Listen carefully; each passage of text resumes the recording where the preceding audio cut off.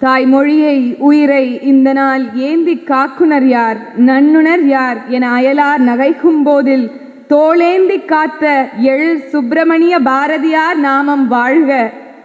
இது காலம் முழுக்க பாரதிக்கு தாசனாக இருந்த நம்முடைய புரட்சி பாவலன் பாரதிதாசன் பாரதி அவர்களை புகழ்ந்து எழுதிய பாட்டு. எனக்கு எப்போதும் பாரதியினுடைய பாட்டிலிருந்து தொடங்க தான் பிடிக்கும். யாமறிந்த மொழிகளிலே தமிழ் மொழி போல் இனிதாவது எங்கும் காணோம், யாமறிந்த புலவரிலே கம்பனை போல் வள்ளுவன் போல் இளங்கோவை போல் இப்பூமிதனில் யாங்கனுமே பிறந்ததில்லை. உண்மை, வெறும் புகழ்ச்சி அல்ல. ஒரு சொல் கேளீர் சேமமுற வேண்டுமெனில் தெருவெல்லாம் தமிழ் முழக்கம் செழிக்கச் செய்வீர், தமிழ் முழக்கம் செழிக்கச் செய்வீர். இந்த தமிழ் முழக்கம் என்ற வார்த்தையை கொடுத்ததே எனக்கு பாரதி தானே. எங்களுக்கு கொடுத்தது பாரதி, தமிழ் முழக்கம் என்கின்ற வார்த்தையை. அந்த பாரதிய புகழணும் அப்படின்னா இதுக்கு எல்லாத்துக்கும் காரணம் ஒன்றும் இல்லை, தாய்மாமன் சீமான் அவர்கள் விஜில் மேடையில போயிட்டு பேசியதுதான். பிராமண கடப்பாறையை வைத்து நாங்க திராவிட குட்டிச்சவரை தகர்ப்போம்னு சொல்லிட்டாங்க.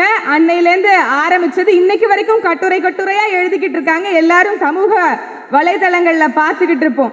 ஆனால் அவர்களுக்கு பாரதிதாசன் அவர்களுடைய திராவிட கவிஞர் புலவர், அதனால அவரை வைத்து இவர்களுக்கு பதில் சொல்லணும் அப்படிங்கறதுனால இன்னொரு பாடலை பாருங்க.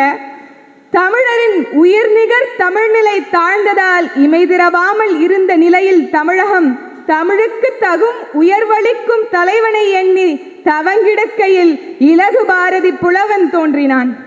பைந்தமிழ் தேர்ப்பாகன் அவன் ஒரு செந்தமிழ் தேனி, சிந்துக்கு தந்தை குவிக்கும் கவிதைக்கு குயில், இந்நாட்டினை கவிழ்க்கும் பகையை கவிழ்க்கும் கவிமுரசு, நீடுதுயில் நீக்க பாடி வந்த நிலா, காடு கமழும் கற்பூர சொற்கோ, கற்பனை ஊற்றாம் கதையின் புதையல், திறம்பாட வந்த மறவன், புதிய அறம்பாட வந்த அறிஞன், நாட்டிற்படரும் சாதி படைக்கு மருந்து, மண்டும் மதங்கள் அண்டா நெருப்பவன், அயலார் எதிர்ப்பு கணையா விளங்கவன், என்னென்று சொல்வேன் தமிழால் பாரதி தகுதி பெற்றதும், தமிழால் பாரதி தகுதி பெற்றதும், தமிழ் பாரதியால் தகுதி பெற்றதும் என்றுதான் தாய்மாமன் சீமான் அவர்களும் சொன்னார். தமிழ்னா பாரதி, பாரதினா தமிழ் என்பதை ஐயா பாரதிதாசன் சொன்னதைத்தான் சொன்னார். தமிழால் பாரதி தகுதி பெற்றதும், தமிழ் பாரதியால் தகுதி பெற்றதும் எவ்வாறு என்பதை எடுத்துரைக்கிறேன். கடவுளை குறிப்பாக கவிதை என்றும் பிறப்பொருள் குறித்து பேசேல் என்றும், கடவுளை குறிக்கும் கவிதையும் பொருள் விளங்கிட எழுதுவதும் ஏற்காதென்றும், பெய்யமதாம் பிரிதென்ப புலிகுவிர் என்றும் கொந்தும் தன்சாதி கொண்டு அப்படின்னு பாரதிதாசன் பாரதியை புகழ்ந்து பாடுறான். ஏன்? இலக்கியத்துல, தமிழ் இலக்கிய வரலாற்றுல மிகவும் தோய்வுற்ற நிலையில புத்துயிர் பாய்ச்சிய கவிஞன் நம்மளுடைய பெரும்பாவலன் பாரதி. சொல்லில் உயர்வு தமிழ் சொல்லே, அதை தொழுது படித்திடடி பாப்பா, தமிழ் திருநாடு தன்னை பெற்ற தாயென்று கும்பிடடி பாப்பா, நம் ஆன்றோர்கள் தேசவடி பாப்பா என்று பாடியவன் நம்மளுடைய புரட்சி பாரதி. நம்ம எல்லாரும் திருவிழாக்கு போயிருப்போம். கண்ணை கட்டி விட்ட மாதிரி இருக்கும், எதுவுமே தெரியாது, வெறும் கைகளும் சில கால்களும் அங்கெங்க கடை தெருகள் தான் தெரியும்.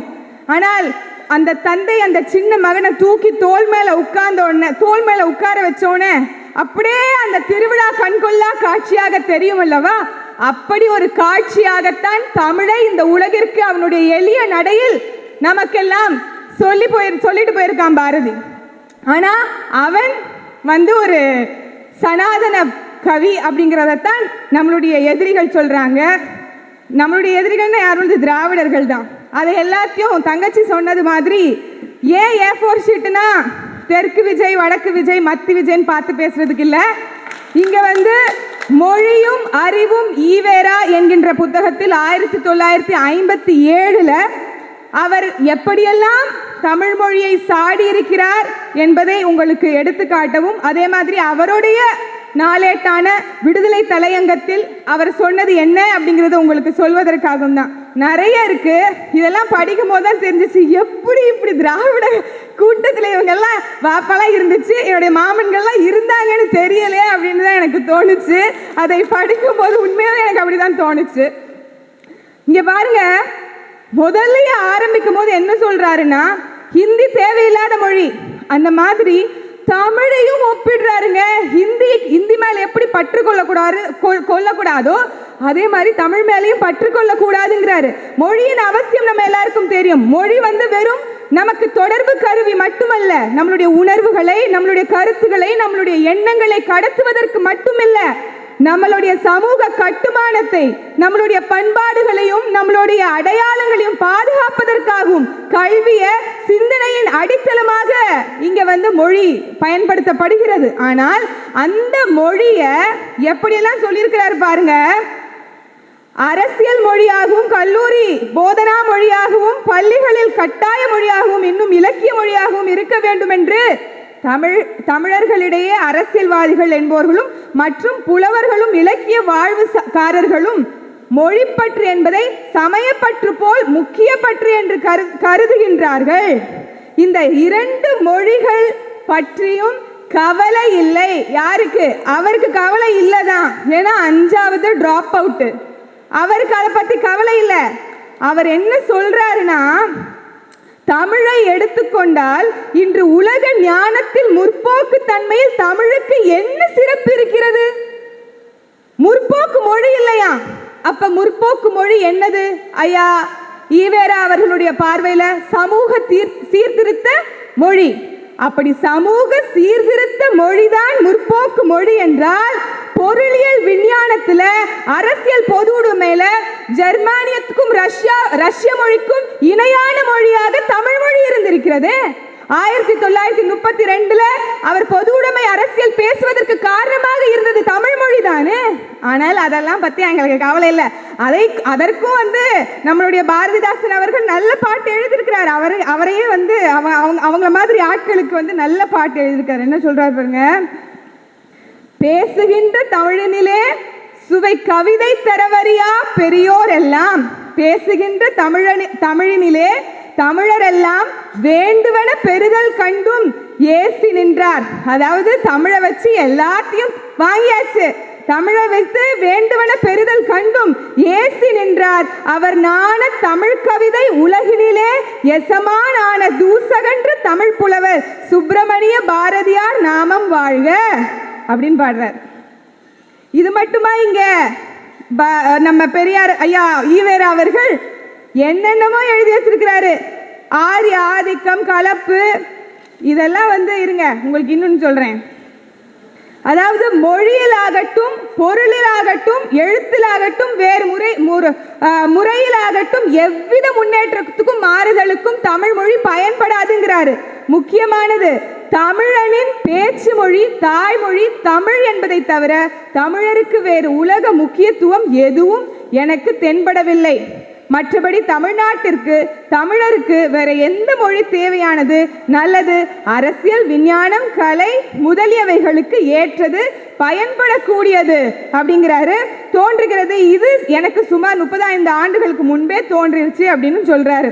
அதாவது தமிழ் மொழி முற்போக்கு மொழி இல்லை. அது மட்டும் இல்லாம முற்போக்குன்னா என்ன? அவருக்கு இறை மறுப்பு. இறை மறுப்பை பாடணும் அப்படின்னா எத்தனை சித்தர்கள் இறை மறுப்பை பாடி இருக்கிறார்கள் என்று தெரியும். பெண் புலவர்கள் மட்டுமே சங்க இலக்கியத்தில் 45க்கும் மேற்பட்டவர்கள் இருந்திருக்கிறார்கள்.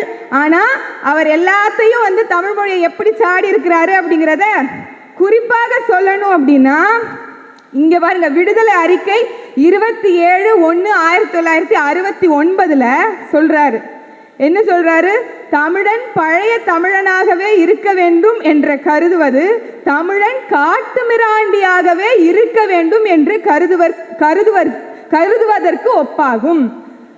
நாம் இன்னும் கிணற்று தவளைகளாகவே இருக்கிறோம். நாம் இன்னைக்கு கிணற்று தவளைகளாகவே இருக்கிறோம். எதுக்கு? தமிழே பிடிச்சுக்கிட்டு இருக்கோங்கிறனால. நமக்கு கம்பனுக்கு மேல் புலவன் இல்லை, வள்ளுவனுக்கு மேல் தீர்க்கதரிசி இல்லை.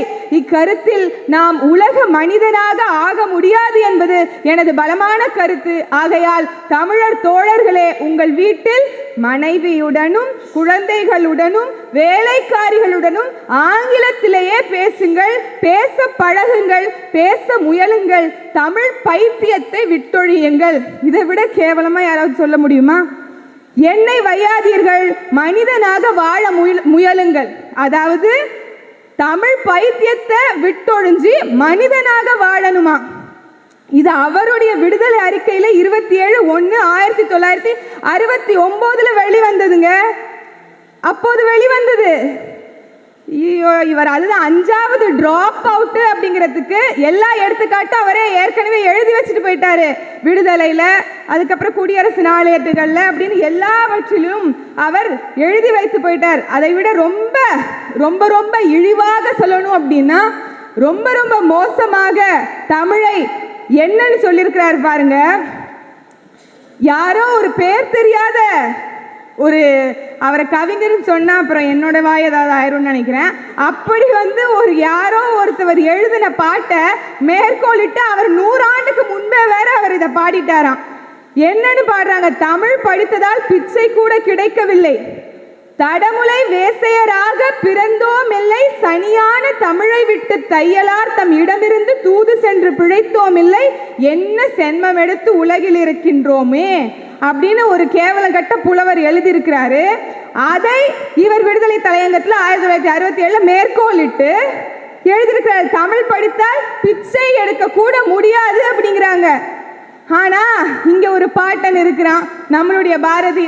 அவருடைய நாளேடுகள்ல அவருடைய பாட்டையே பயன்படுத்தி இருக்கிறார். இவர் படிக்கிறதுக்கு, இவர் சம்பாதிக்கிறதுக்கு, இவர் நல்ல செல்வ செழிப்போட இருப்பதற்கு பாரதியினுடைய பாட்டுகளை பயன்படுத்தி இருக்கிறார். இதே தமிழ் மொழியில எழுதியிருக்கிறார், பேசியிருக்கிறார், எல்லார்கிட்டையும் போய் பேசியிருக்கிறார். 30 ஆண்டுகள்ல 300 ஆண்டுகால அனுபவத்தை நம்மளுடைய பெரும்பாவலன் பாரதி பாடிக்கிட்டு போயிருக்கான். ஆனால் 30 வயதுக்கு மேல அரசியலுக்கு வந்து வெறும் நம்மளுடைய தமிழ் மொழியை கேவலமாக சித்தரித்ததும் வெறுத்ததும் தவிர்த்து இங்கே பெரியார் எதை ஒன்றையுமே செய்யல அப்படிங்கிறத நினைக்கும் போது மிகவும் கேவலமாகத்தான் இருக்குது. இதையெல்லாம் தெரியாம இத்தனை நாட்கள், இத்தனை ஆண்டுகள் நாங்க பெரியார் தான் எல்லாம் செஞ்சாங்கன்னு நம்பிக்கிட்டு இருந்தாங்க என்னுடைய மாமன்மார்கள் அப்படின்னு தெரியும் போதே கொஞ்சம் வெக்கமா தான் இருக்கு. ஆனால் இப்போது மீள்வாசிப்பு செய்து அவர்களை அவங்க இதுதாங்க போலி பிம்பம்ங்க அப்படின்னு ஒட்டுமொத்தமா எல்லாரும் ஆல்ரெடி பாயசத்தை போட்டாங்க. எல்லோரும் சொன்னது போல தாய்மாமன் சீமானவர்களும் பெரியாரை போற்றுவோம்ங்கிற இடத்துல போய் பயங்கரமா போற்றுவாங்க. காத்திருப்போம், என்ன நடக்கிறது என்று பார்ப்போம். நன்றி, வணக்கம். நாம் தமிழர்.